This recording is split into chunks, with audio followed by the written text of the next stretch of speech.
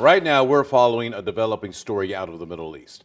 President Trump says Iran and Israel have agreed to a ceasefire, which will go into effect within the hour.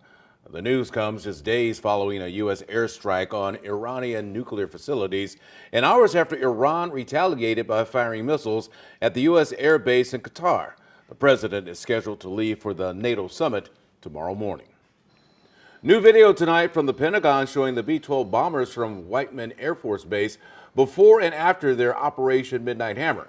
Several bombers flew 18 straight hours from Missouri to Iran, where they dropped a total of 14 of those massive bunker buster bombs on Iran. There could be more potential for threats here at home, and so that's why we're at an elevated threat right now. Despite the ceasefire, Department of Homeland Security Secretary Kristi Noem is warning of potential cyber attacks and a, quote, heightened threat environment. The U.S. classifies the Iranian regime as a state sponsor of terrorism. 5 News Side's Laura Barshevsky has reaction from Missouri lawmakers and a local cybersecurity expert. Laura? Rennie and Kelly, at this point, it's unclear if there is still a cyber threat from Iran against the U.S., as ceasefires don't always apply to non-physical aspects of a war or conflict. But experts warn cyber attacks are always possible, so it really never hurts to protect yourself.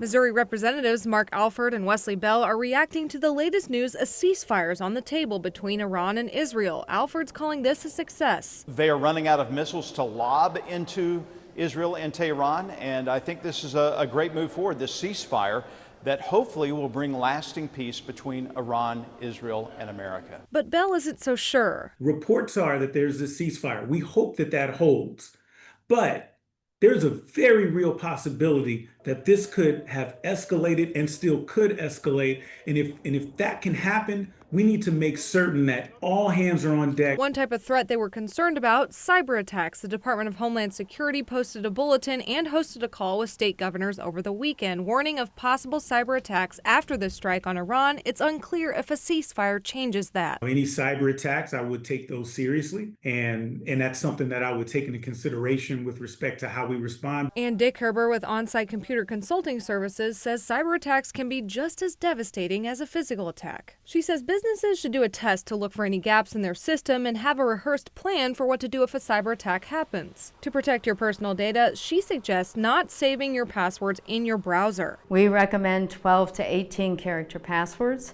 a unique password for every site or everything that you log into.